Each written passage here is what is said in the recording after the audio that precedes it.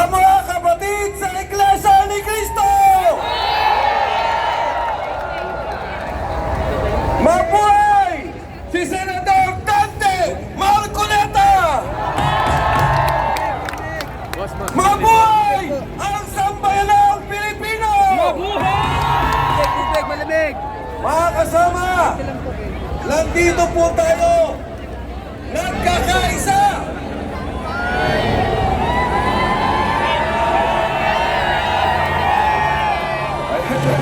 Kawayan po natin sila!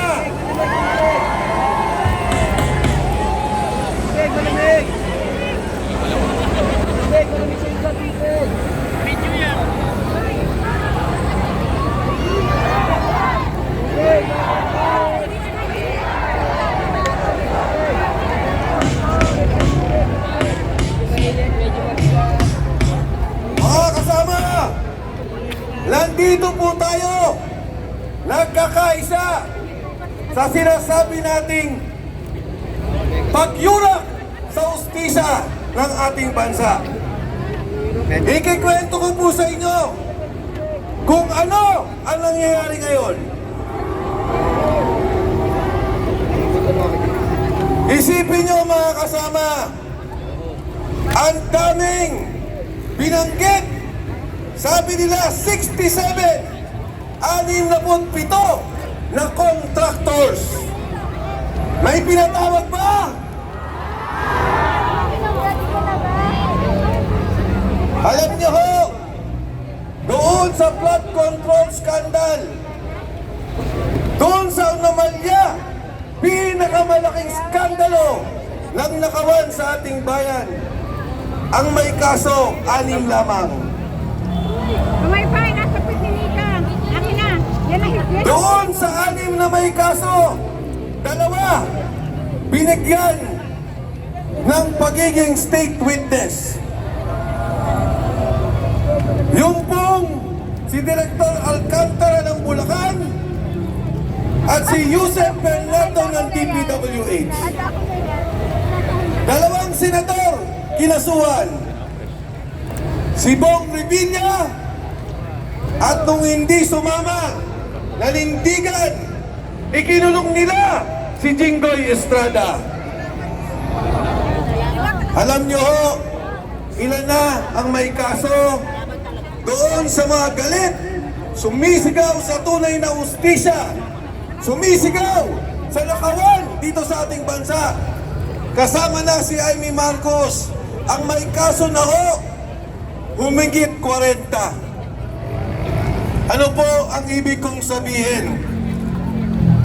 Ang diferensya ng diktatorya sa demokrasya ay iisa lamang.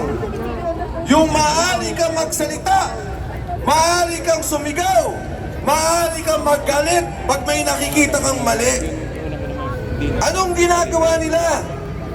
Doon sa mga galit, doon sa mga sumisigaw, tayo, ang buong sambayanan, ang kinakasuhan at kinukulong.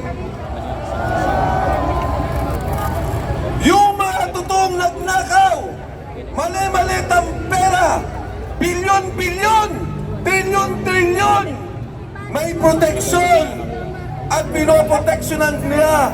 Walang kaso, nakalaya, pati ang pera, malayang inabas na sa ating bansang Pilipinas.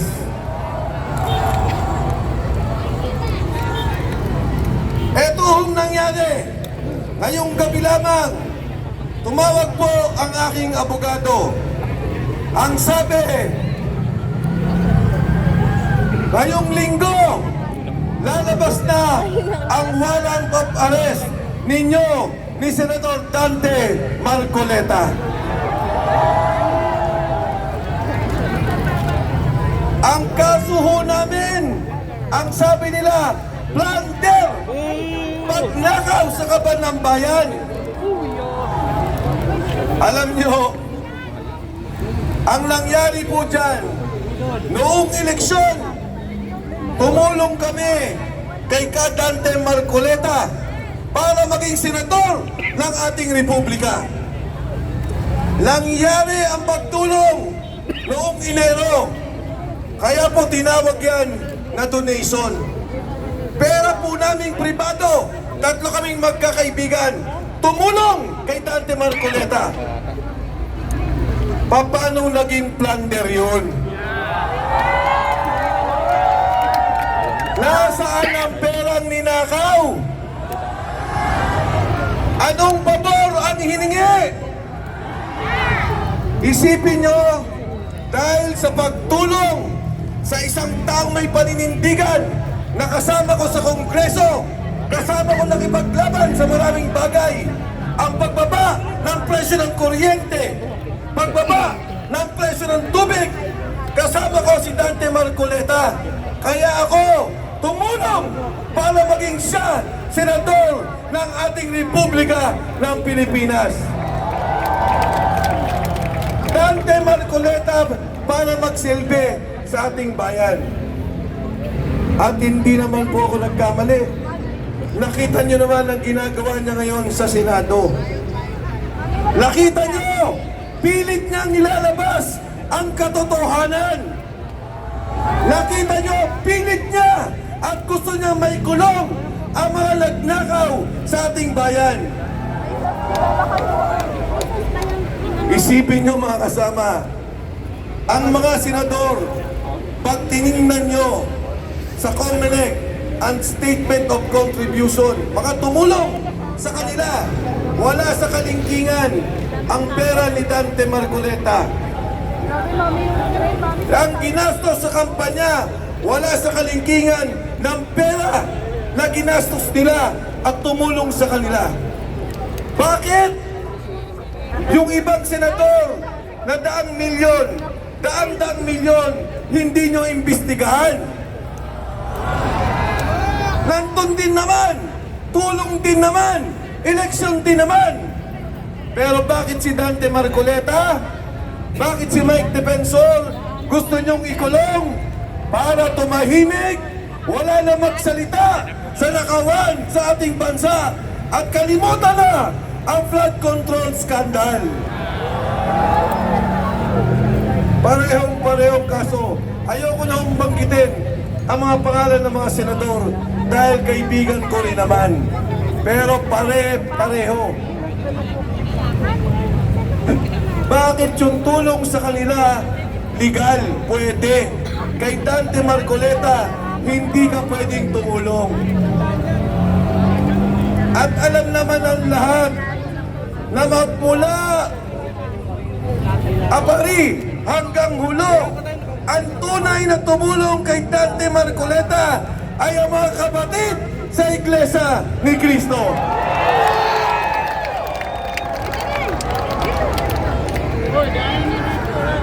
We are one!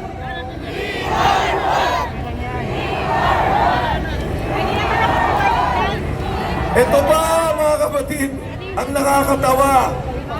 Sinabi ni Rimulya, may warrant of arrest na si Dante Marcoleta at si Mike Defensor. Pero ang sekretaryo ng DPWH, si Secretary Manny Baloan, absuelto, state witness pa ng gobyerno.